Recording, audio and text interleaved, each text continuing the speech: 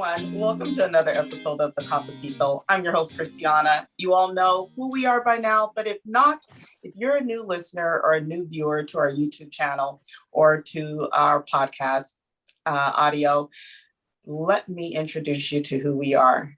The Cafecito is about connecting with everyday people doing extraordinary things. Those everyday people are people like you and others in your community that are making a difference to change the landscape from one that is underserving to one that is prosperous. If that sounds like someone you may know, definitely reach out to us and introduce that person or group to us so that we can reach out and have them on the Cafecito. We also want to give a shout out to our sponsor, We The Plug. We The Plug is a community organization that works with early stage founders from ideation stage all the way to first seed round funding, if that's what they're interested in. We hyper-focus on Pan-African and Latinx, as well as others in the underrepresented community. If you want to learn more about We The Plug, you can find us at We The Plug, that's THA, not THE.com. Okay.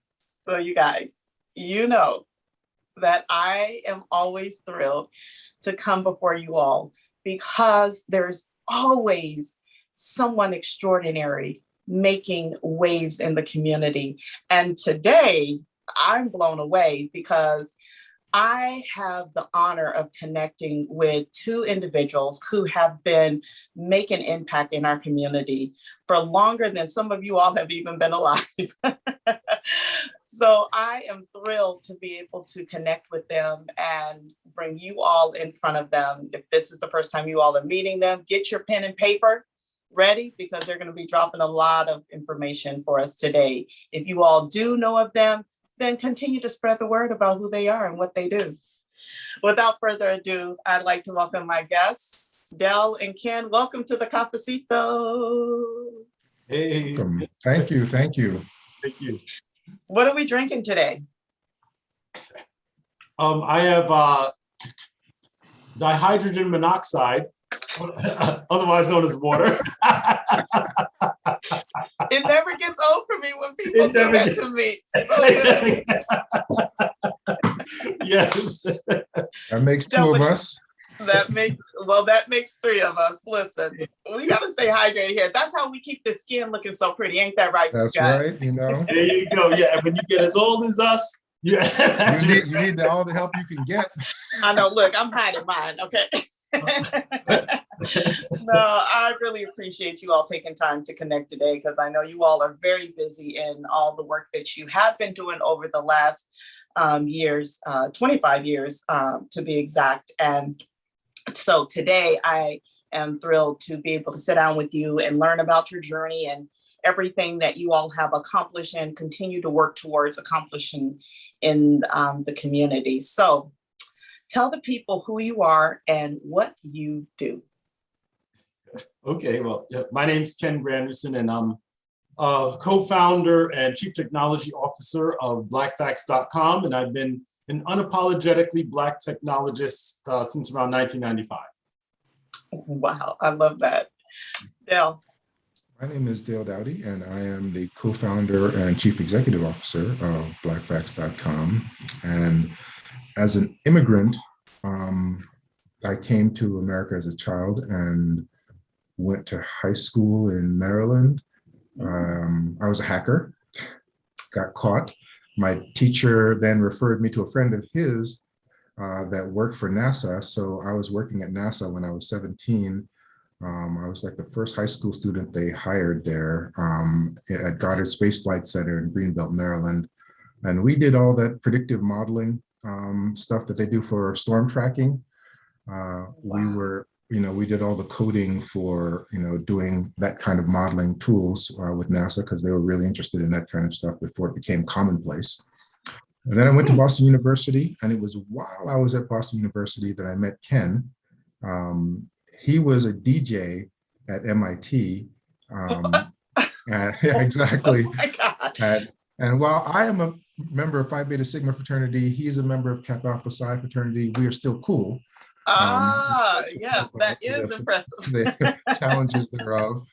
But after college, Ken had, and he can tell you his story, but we were part of a cadre of Black technologists that were in the Boston area that were all doing different things and helping each other out, because at the time the internet was just getting started. People were just getting exposed to technology as a tool to progress their business and their communities. And Ken was very community focused. I was more corporate focused, but we began partnering over the years, and Blackfacts.com became kind of our focal point that then progressed through the years to where we are today. And we'll get to more of that story when Ken tells you his background. Yep. Wow. Okay, so I don't know if folks remember show and tell. I'm going to do a little show and tell. I remember show and tell. Okay, excellent, excellent. And it still exists, by the way, in school. Great, fantastic. You have no idea how that warms my heart. Because we do tech. We live in virtual things, but there's nothing like real, dealing with real stuff. So I think it was around 1991 or so, I rekindled an interest in programming. I was interested in programming and exposed to computers in high school, but we couldn't afford them, so I got into DJing. DJed for like a decade, black parties from New Hampshire down to Connecticut. Wow. As a man. Yeah. Rekindled the interest in that. I was working for a company that declined to do tuition reimbursement if I took classes. So I said, well, if I teach myself, can we amend my employment agreement so you don't have any intellectual property rights? And they said yes. So read a couple of books, taught myself how to program, and made little programs that solved problems for me. So this is in the era of Windows 3, where every program that you ran that wasn't a Windows program would look the same. It had this little DOS icon. So I created this program called No DOS. My gosh. This is a box from when I actually sold it to a company out in Arizona called DataCal. I say Arizona because that was the Arizona We Don't Do Martin Luther King Day. It was run by Mormons who had just started letting Black folks into their church.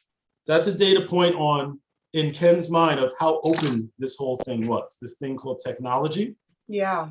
I did a program then when that feature, so it made your DOS programs like WordPerfect have their own custom icons. That feature was built into Windows 3.1. So I made another program called Group Icon, which ended up in this book, Windows Gizmos. And that, so if I have my little Harriet Tubman funny bookmark. So this is my company, Inner City Software. You see the T-shirt, the shirt back. Yeah. Basically, well, this is pre-gentrification, so that meant basically was code for a Black software company, and so I was able to sell 2,000 copies of that at $20 a piece, and had a few South African countries, etc. So this solidified the idea that this is wide open, we can do this, etc. Fast forward a couple of years to trying to figure out, well, how do we start to get people who aren't nerds like us interested in technology? And we figured the best gateway drug was show yourself reflected in this thing so you don't think it's a white thing. So I digitized this book, 350 Years of History in Boston. We'll give you some links later where you can find a news story on it, and all of that. And tried to get that into the schools, didn't do, for political reasons, that didn't really get in. So then a year later, the first tech project that Dale and I worked on this is Bay State Banner, the Black newspaper in Boston area. And you see Black community goes online with inner city website. This is February 1996. So so we put Boston's Black communities online. It was a group of about a half dozen of us. There's also a news story on that. But this was all static HTML. Because I got the folks at Microsoft to cut the price of Front Page, which was owned by a company called Vermeer that sold it for $500. They cut it in half when they found out what I was doing, which made us able to buy it. So I actually was using Front Page a year before Microsoft bought the company. They bought the company. I'm helping everyone in their tech forums. I end up becoming a most valued professional at Microsoft, probably the first Black MVP. That gave me access to all their tools, including their enterprise database. So I said, let me figure out how to teach myself how to do database programming. Let's do a Black History searchable database. 1997, that became Blackfacts.com as the first searchable online database of Black history. It was very rudimentary then. I'll pass the baton back over to Dale, to describe when we jazzed it up. But on the way, a couple of other things like this is Roxbury, realizes a virtual dream. This was 2002 from the Herald, Boston Herald, Roxbury.com. We have a video where you can see I do an 8-minute walkthrough, and you will see features that became popular in sites like Yelp, Eventbrite, Yahoo Groups, like 2 to 4 years before those sites were even, those companies even existed. So as Erica Badu says, we've been doing this for years.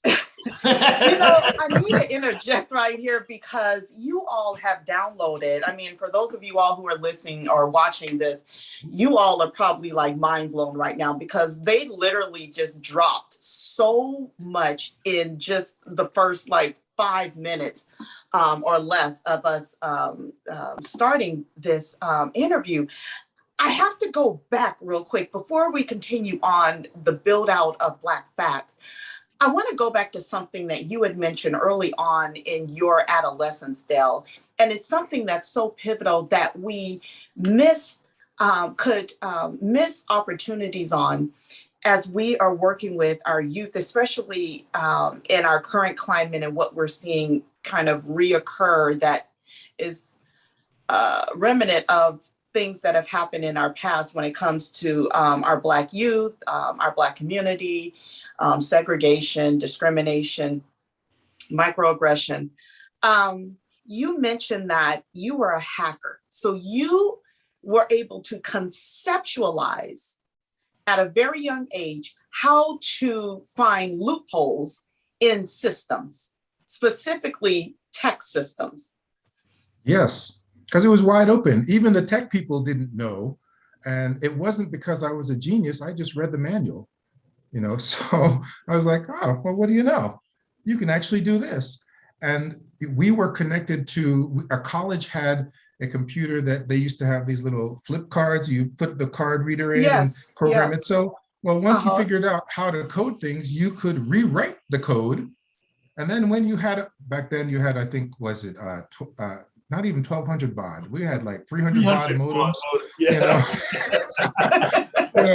Dialing. See, folks don't know about this stuff, but we used to dial up, and all these companies were slowly getting connected. And as long as you could figure out how to dial in, oh my goodness, they had back doors into everything because they assumed no one else knew anything. Right. And so for me, and you took that and created an opportunity for yourself that could have went down the wrong path if it was left in the hands of the people that want to mean harm instead of good, right? Because that situation. No, he was going down the wrong path. I was going down the wrong path. My teacher was like, listen, Dale, you have gotten into so much, because I used to get into everything. I got into, I knew everyone's grades. I got into the teachers, all this administrative staff stuff. I had access to everything in the school. And they were like, wait a minute, who's changing these things? That would be me. But I wasn't a bad kid. I was just like, hey, did you know that there's a way to get in here? We oftentimes will jump to when a child or a youngster is finding ways to occupy their mind, right? Which we see as being detrimental, whether it's them touching a hot stove, which, it can burn you, but it's their curiosity, right? Or taking something apart or whatever it may be. What is the right word I'm trying to think of? Trying to liberate themselves by speaking up for themselves, but people may see it, adults may see it as speaking back. Whatever it may be, it's oftentimes dependent on the community, which oftentimes is Black and Brown communities. It's immediately labeled as a negative thing, and all that negative discipline comes along with it, ultimately leading from the school to prison, leading you into school to prison pipeline. But your situation was different in that you had advocates in there. Like, can you just, I don't want to spend too much time on it, but what was the difference between you having this experience and being curious and breaking the rules, leading to a position with NASA, as opposed to another kid who is breaking the rules, but they are in and out of juvie? The main difference I would have to say is respect. And I say this because it was not the respect they had for me, it was the respect I had for the teachers. So my teachers knew that I had an inquisitive mind. I started too many trends at the school, but it was never with a negative intent, because I was a straight A student and I got bored. So I would try different things. And the teachers, an overwhelming theme for me that I actually passed on to my children, that when I was in high school, the teachers actually cared about the children being successful. There was not like burnout, like, look, just get this guy out of my class, you know? Yeah. So if I got a B on an exam, the teacher would be like, what's up, Dale? You know, because they know who the students are that are the better students.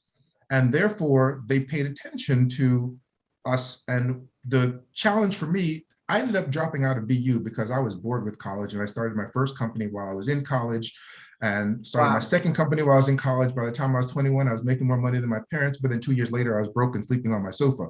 But that's another whole story. The bottom line is that, you know, college for me was difficult because I went to a school with 35,000 undergraduates, and one class would have like 700 students. And, you know, there was no attention given to me.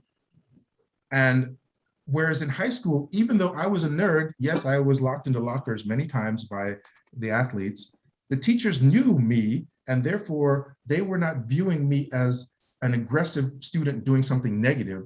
They were viewing me as, okay, what did Dale do now? And it was never, oh my God, let's call in security. It was, okay, did Dale figure out something we could use? Because I played Van Halen jump during midterm exams, and they couldn't stop it because I had tapped into the systems from below. But you don't give me a class on electronics and not ask me to like figure out how to tap into these things. And it was the environment of the school that made me want to, you know, feel comfortable not only exploring, but then not taking that exploration as a negative. Wow. Yeah. You know, I'd like to, you know, sign on to the whole importance of school, and because, you know, I had a very different experience, but some common threads. And, you know, because I grew up at a time when it was possible for, you know, my dad, who worked for the post office, to support family. You know, my mom, you know, was a homemaker, and then she started working secretarial jobs so that my brother and I could go to private school. So I was the problem child when I was in public school. I was being labeled, you know, the problem child, right? Today I would have been on Ritalin and all that kind of crap. Yeah, right. You know, I was able to go get into a school that gave kids, you know, the freedom to learn whatever. Like, I'm in a calculus class, you know, me and Andy Lee, like the one Chinese kid, you know, in the class, you know, there's 70 of us. It was like 10 Black students, and, you know, he was like the only Chinese kid. So they got a teacher to come and teach the two of us. You know, he would come in a couple of days a week. You know, if it was not for the assistant headmaster, Linda Kaufman, who, you know, made sure that I did my application essay to get into MIT. It's like literally like, Granderson, did you finish that essay? No, Mrs. Kaufman. You know, do you have a class? No, Mrs. Kaufman. Come to my office. And, you know, and she locked me in the office until I did it. You know, it doesn't have to be the whole school though, because it's a predominantly white school. But you know, if you go to blackfacts.com, at the footer, you will see this link called dedication, and it talks about Jackie Lee. The site is dedicated to Jackie Lee, who was like the only Black, academic teacher in the school. Wow. Tazwell, was a theater teacher, and there's a brother named Mark who was a gym teacher. But Jackie Lee, she had three kids there. I don't mention it in the dedication directly, but but her older son Spike was not in the school, but his siblings were. And she had a Black studies class, and that's where I was introduced to Black authors, etc. She very tragically passed away back in '76 of cancer, but she planted a seed of yes. I didn't get that at home. Folks are very apolitical and all that sort of thing. Sure. So that one teacher made the difference in that respect. But being in an environment where the school, and we thought that they had self-interest because it was a private school, and it was like, hey, we'll get your kids into good colleges, that they give us money. But if so, you know what? We ain't mad at you because it worked, Yeah. it really No, worked. it really does. And that's why I wanted to kind of deep dive into that just a little bit, because again, I've worked in schools for many years, not as a teacher in the traditional way, but I go in and do counseling or training around antisocial behavior, mental health awareness, and also with an organization called Movement B that does use poetry and as a way of allowing you to voice their narrative. And the whole thread of their company is tell your story before they do. And the they is anyone in your life who may try to change that narrative. And that's what really captivated me as Dale was talking, and then Ken, you were sharing as well, is the early stage is so crucial in allowing us to kind of explore what our pathway is going to look like.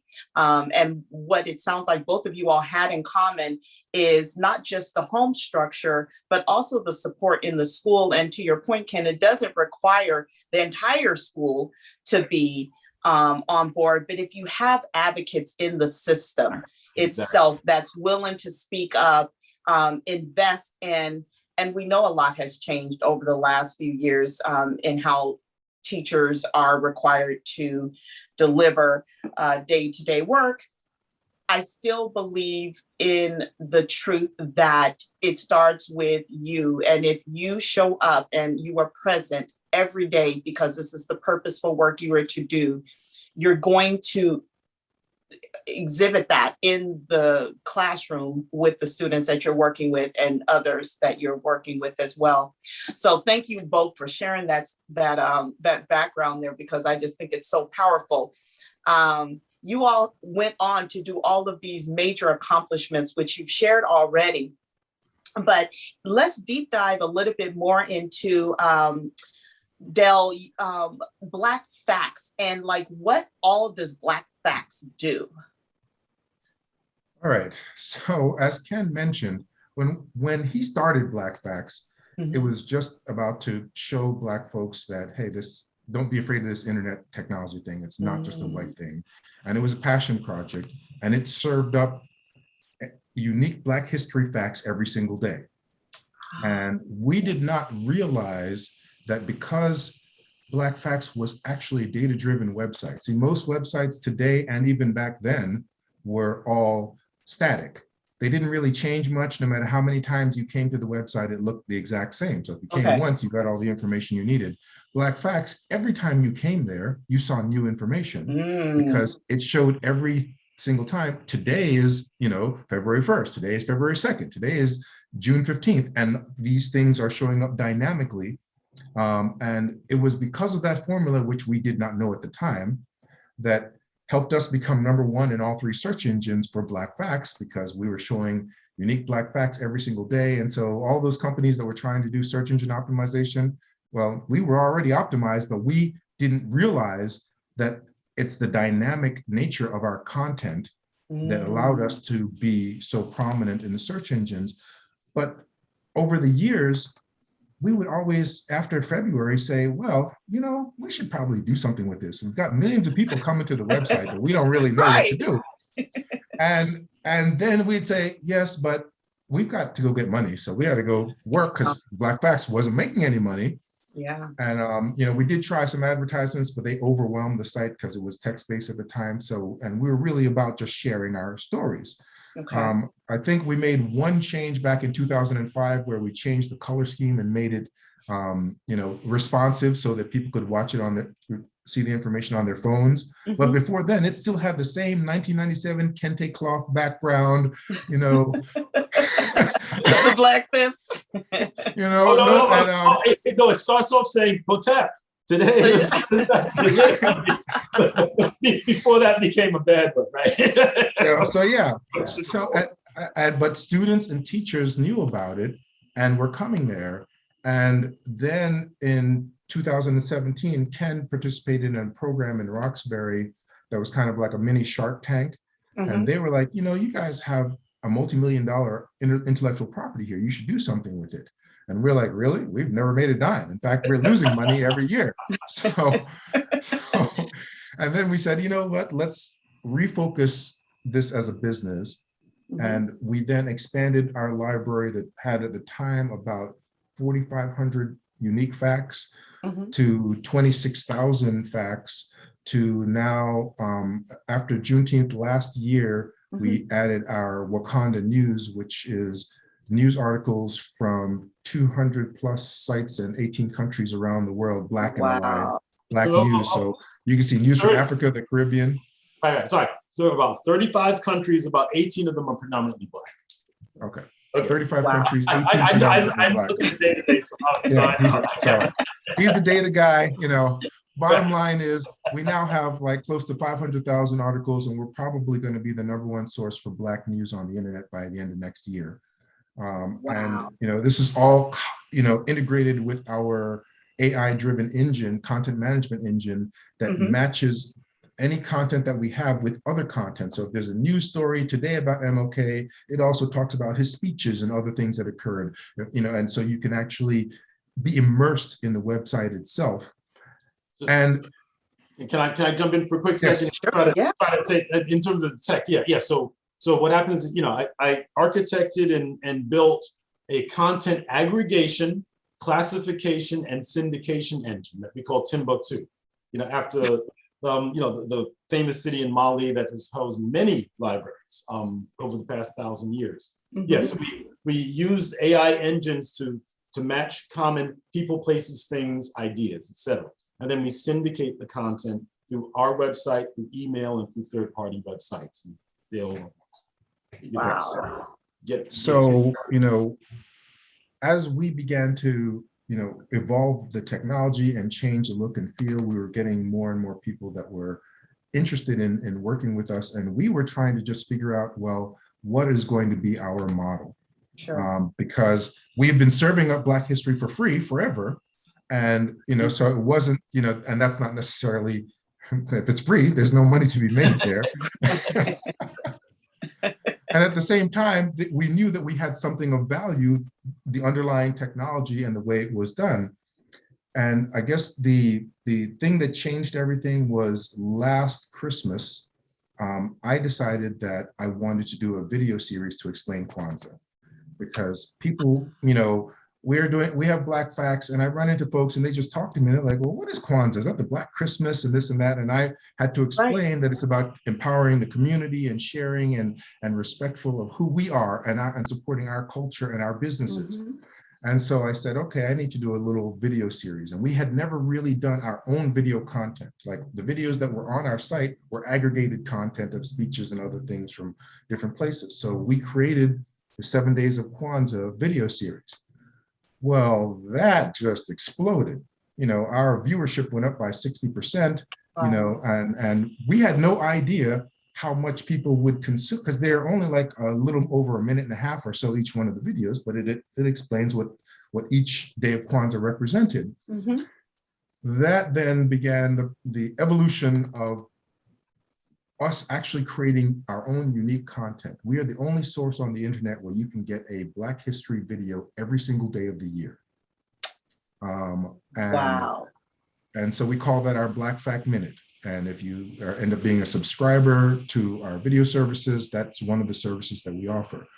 But we then began creating what we started off as just our Black History heroes. So we're going to do an MLK video, Sojourner Truth, and different, figures, historical figures that were prominent.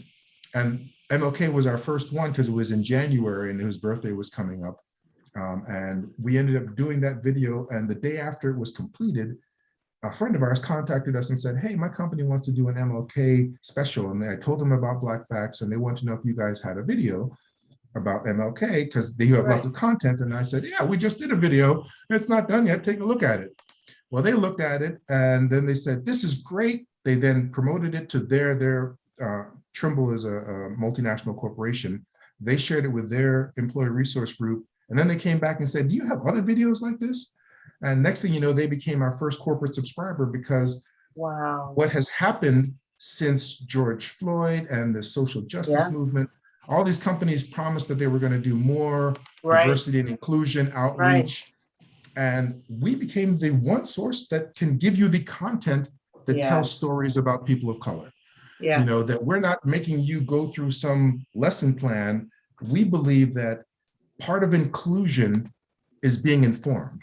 If you're informed about a culture and their stories, then you can be empathetic and relate to them.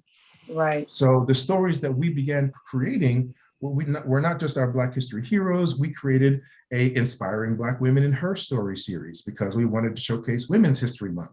And Trimble's like, we want that too, So, can I give a couple of numbers and go? Because Dale, we need to figure out the time of everything because we probably have like a day's worth of Black History videos, right? But our video series, if you go to the blackfacts.com site, in the main menu, you'll see videos, and hit all video series. You've got Afro-Latino Trailblazers, that's 61 mini documentaries. Blackfacts Heroes, the original series. The Blackfacts Minute, which is the daily videos, but they're in a calendar format. So you can actually go back and you click on any day of the year up until November 20th, because this is being done on November 11th. We do them like 10 days at a time.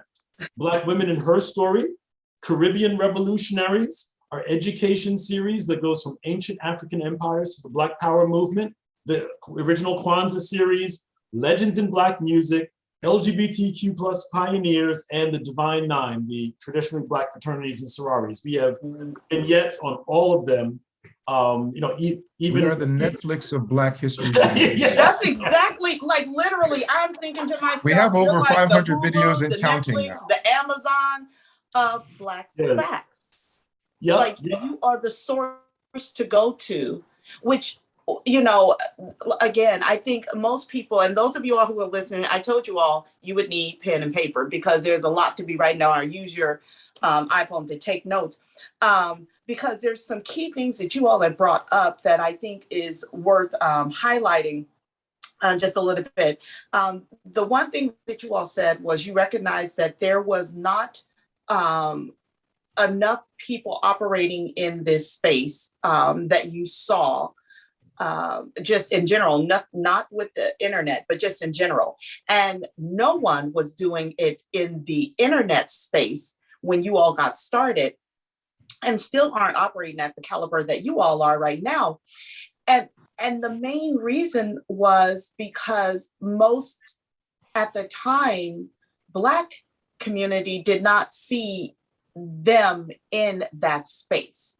And I think it's really important that we talk about that, because that's the whole issue that we're combating to this day in this innovative, creative tech space. There's so many different genres of this space, and it's important that we see ourselves in this space. And oftentimes, if we don't know someone directly that's involved in this space, then there's a disconnect, right?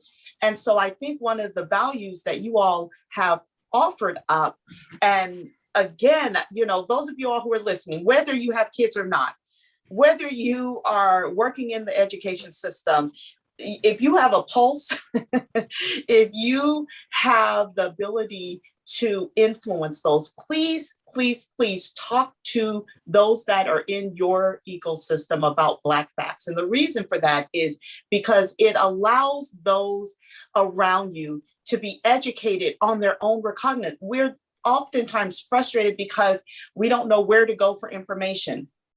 Or we're saying, well, we don't see ourselves there, and this is the first person that's done it.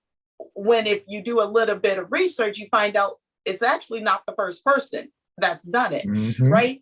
And so that's crucial in highlighting what you all have done, is because you are literally making accessible for anyone who has access to a smart device to go in and research on their own. You were going to speak, Ken? Yeah. I see you that, and I will raise you what a word I've coined called techie chagwalia, self-determination through technology. Okay, so there's a lot of folks, Black folks involved in tech, but we don't run into Black folks who are creating tech. There's a conversation going on right now about critical race theory and shutting things down. And I say, you know what? Or Facebook is controlling, like, you know what? I don't care what Zuckerberg does. I don't care if they try to shut things down, because we own this stuff. Yes. Built it, we can own it, we control it, but everyone else can too. Right. We're carrying around tech that we can use not just to, do the things that we do to put bread on the table, but we can use this technology for our own empowerment and to push our own community forward. And that's something that we're advocating for. So when you go on Blackfacts and you see the little ticker, I'm sorry, I'm breaking up a little because I'm seeing on the news ticker, F.W. de Klerk died. Yeah, okay. All right, let me not laugh. That was laughing at the joke, not that F.W. de Klerk, the last apartheid South African president, died. But when you click on our news link, you can see Black news from all over the world. No one is stopping us. Okay, right. so yes, anyone who has a smart device can consume, but anyone who's in technology, whatever you're doing, think about the possibility that you can do that same thing to something that uplifts the race. I love that.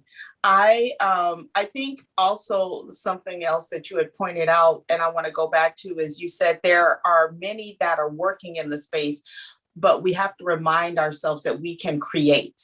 We don't have to just be a consumer. We can be a creator. We can be an inventor, which we know, and there are folks that are operating in that space, but more of us can do it. And at the young age, like you all were. At that young age. Go ahead, there are no limits when it comes to technology, except what you limit yourself. And the interesting challenge that Ken and I have seen is that there is a concerted effort in the STEM world to push people towards these code camps, and their whole vision is to go work for Google and Facebook and Yahoo. But then if you do, then there's a whole group of people that do nothing but complain about, it's so tough being Black in the workspace and this and that, and so there's a whole job. And again, anybody having a job is always a good thing. We're not against that.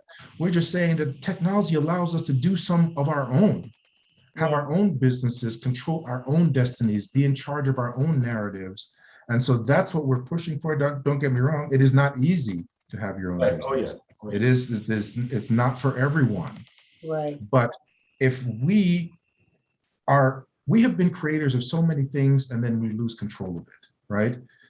From fashion, the biggest export from America is Black culture, but Blacks are not benefiting from that. Right. Corporations are benefiting from sneakers that they're selling, from music that they're selling. Right. You go to China and Japan, language. They know everything about rap songs, and here, if you talk, it's a different language. Oh, you're not speaking proper English. In China, it's cool to be able to, hit a rap song and know all the lyrics and everything. It's just the exports from America are Black culture, but we don't benefit from it. What we're saying at Blackfacts is we own it. and we want to make sure that our people benefit from it. And no one can tell us how to tell our own stories. You know, like right now, if we post something on Facebook and their formula says, oh, you said something that was political, so we're going to flag this. So you're equating me saying that it's Barack Obama's birthday with, you know, Trump saying that there's no, you know, that the vaccines don't work or something. How are you equating those two things? But because it's quote unquote political, we would get blocked for something like that. Well, you can't block Black facts on Black facts. Right. So, you can't block Black facts on Black facts. You know, it's so many. I think this is something crucial. And then I want to kind of get into the crowdfunding component of this. But you made a huge point right now, Dale. And I think it's important that we kind of unpack it just a little bit, because when we say we can create things of our own, it's so powerful because we can, we will always do that. What's even more powerful is us supporting each other. I know that Clubhouse is out there and fan base exists.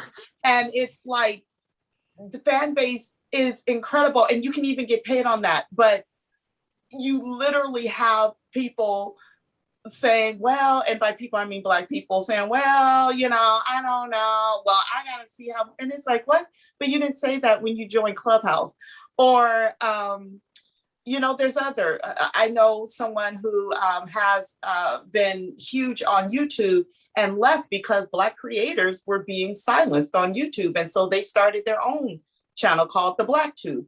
And again, it's like this struggle. Then you have Blackfacts, and it's like, yo, you can go on Blackfacts and find whatever you want. And the value here is that we are supporting one another, that we are investing in each other and doing it without limitations. Yeah, Dale, jump in. I will just say one thing. The biggest victory in white superiority is Black inferiority. Right. There is a mindset in our own people that our stuff is not as good. Yeah. You know, what is it? The white man's ice is cold. Ice is colder. You know, so our own people will spend dollars. Huh? I said, I've never heard that saying. Really? You've never heard that saying? I think it's from. Because we're old, Ken. That's it. There it is.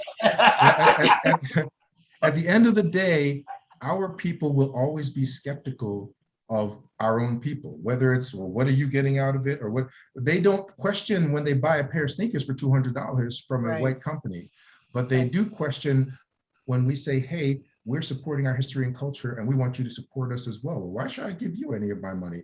I don't understand that, except that there's a mindset that our stuff is just not as good. But we have good news about that. You know, the good news that we have about it is that Blackfacts is just the beginning. Yes. Because what we do all day is come up with different software solutions for real world problems. Mm-hmm. Because whether it is Black history, music, the writings of our Black intelligentsia, where you can't find them anywhere, you know, information about stories from grandma, etc. At the end of the day, it's all digital content to us. It's all ones and zeros. We know how to manage any of it.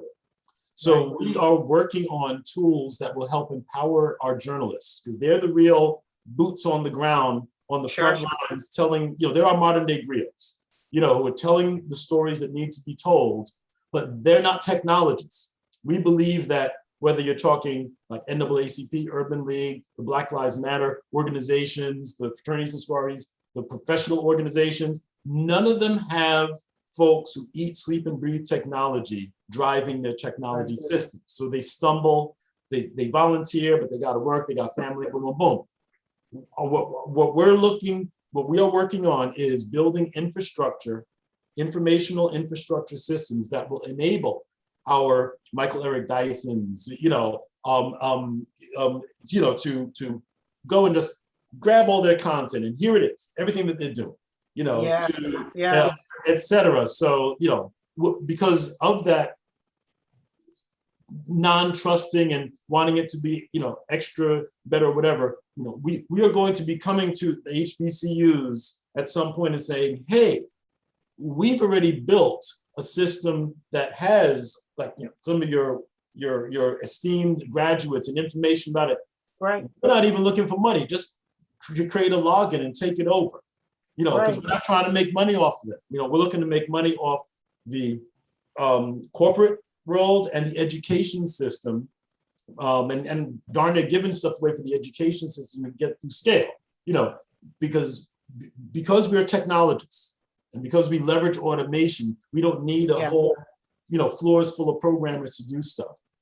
But what we need are the teachers, the creative people, the journalists, the grassroots activists that we can empower with what we do, so that we can amplify what they do. So with that, Dale, talk a little bit about the crowdfund that you have going on right now. So we started, this is our first effort in trying to reach out to our community and say, listen, everything you see on Blackfacts is two guys working like mad. People look at it and like, oh my goodness, this is fantastic. Look, I have produced 500 plus videos in less than a year, and that's not what I do. Ken has built millions of lines of code that does all this AI stuff behind it, and when people look at the site, they think, oh, you guys are doing great. No, we are not. We need our community.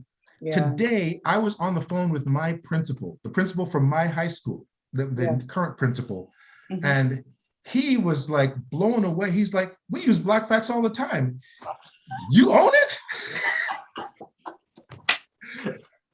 Right? So full circle. Right? Exactly. I was like, oh my goodness, it was really, at the end of the day, our crowdfunding campaign is an effort for us to say, hey, listen, it's a rewards crowdfund. You get t-shirts, you get hoodies, you get cups, but you also, yes, you get a t-shirt like that, the Blackfacts matter, but you also get the opportunity as a higher level donor to be able to leave a legacy gift.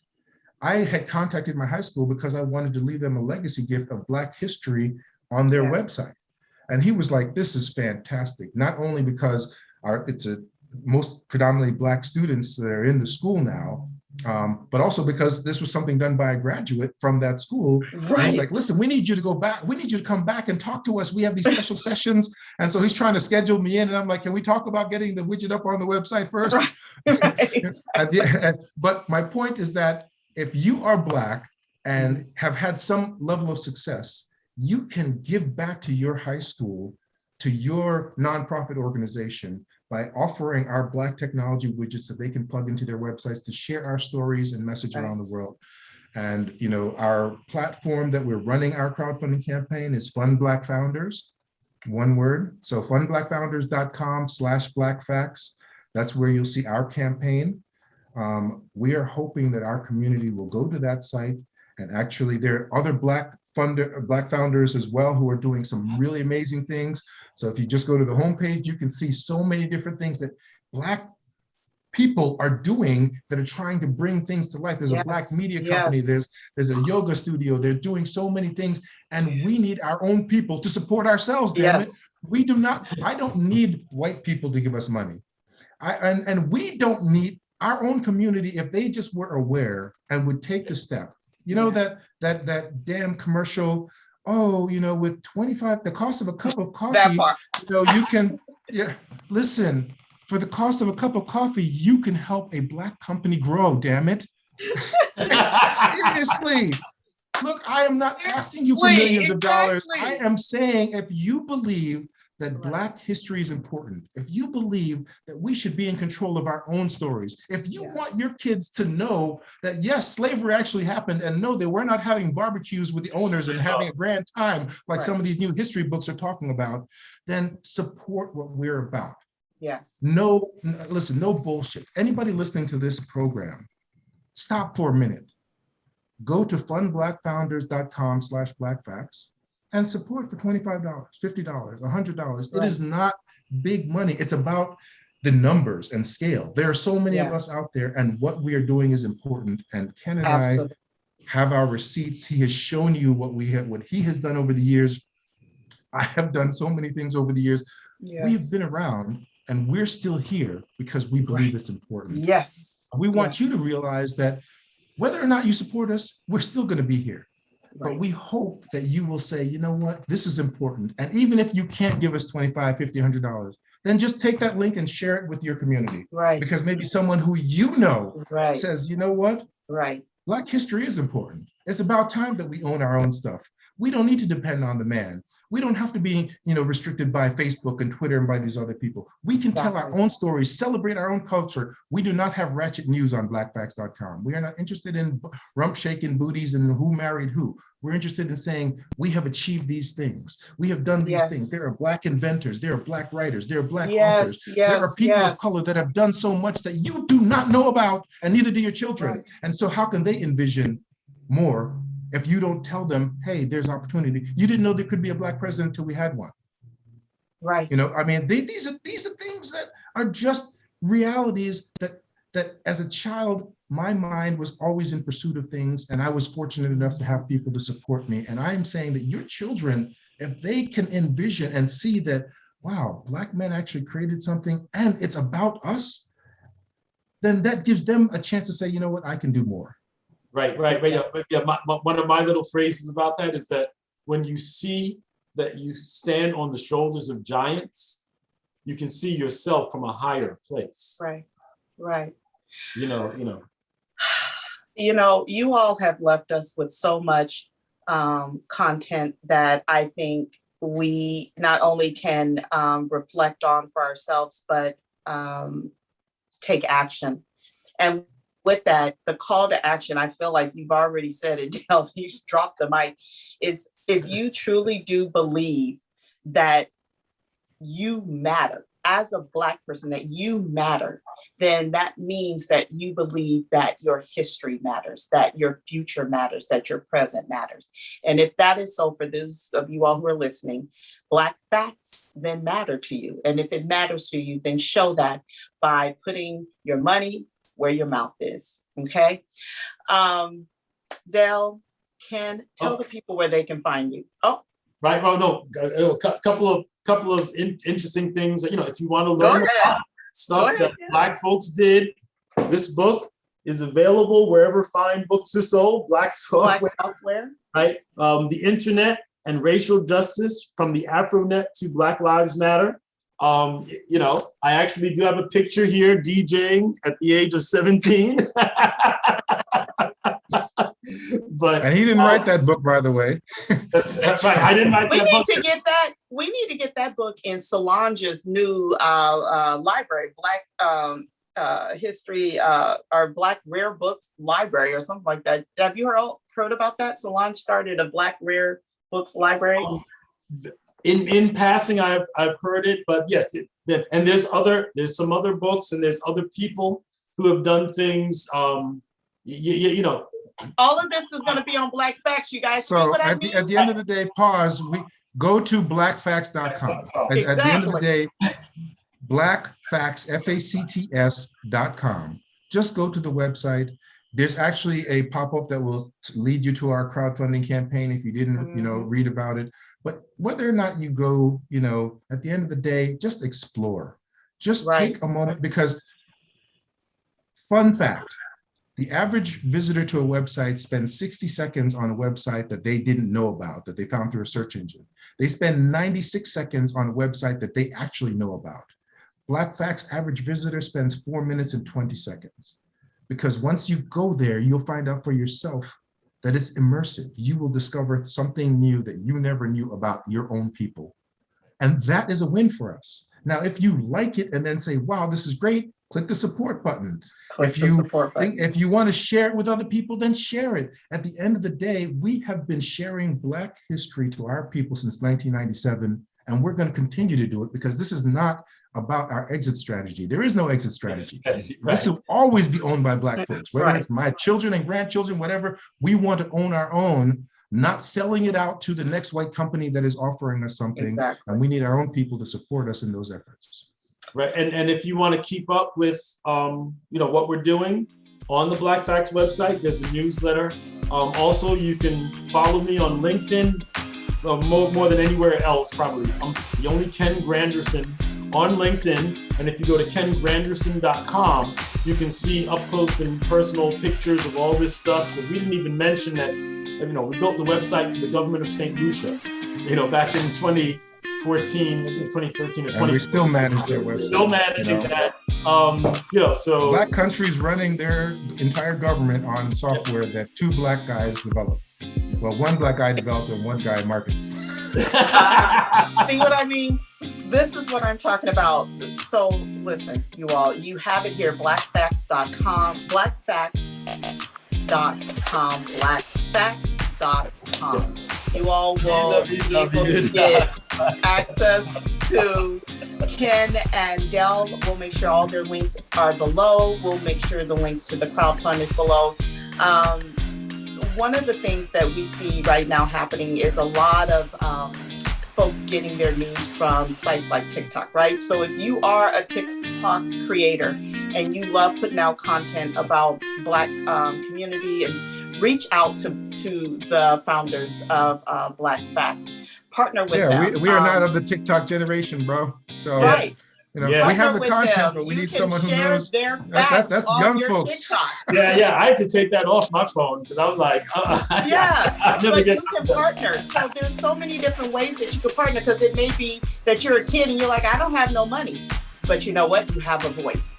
You have a presence. You have folks that are listening to you. So if you are from a younger generation and you're like, well, I don't have the money, or whatever the thing may be, you do have access to a social media platform. Reach out to them. Reach out to us. And you know what? Connect you. I'm gonna drop you one more thing. It's about social media platform, right? We're looking for some young folks to help reactivate an idea that the business plan is $19.99 for blackpeople.com. We own that domain. Right now, we own the domain. We just haven't done anything. 35-page business plan of building a social network under blackpeople.com. All right, so we're not the ones to be in the front of that. Ain't no one you all heard it here. So all our young creators out there that are looking for opportunities, listen, connect with us. Connect with us. Connect with Ken. Connect with Dell. Dell and Ken, I want to thank you so very much for taking time out.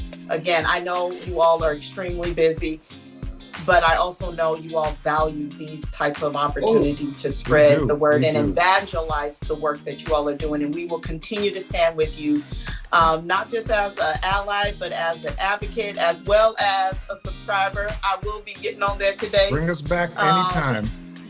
Because I believe in talking the talk and walking the talk. So if I'm telling you all to do it, I better be doing it myself.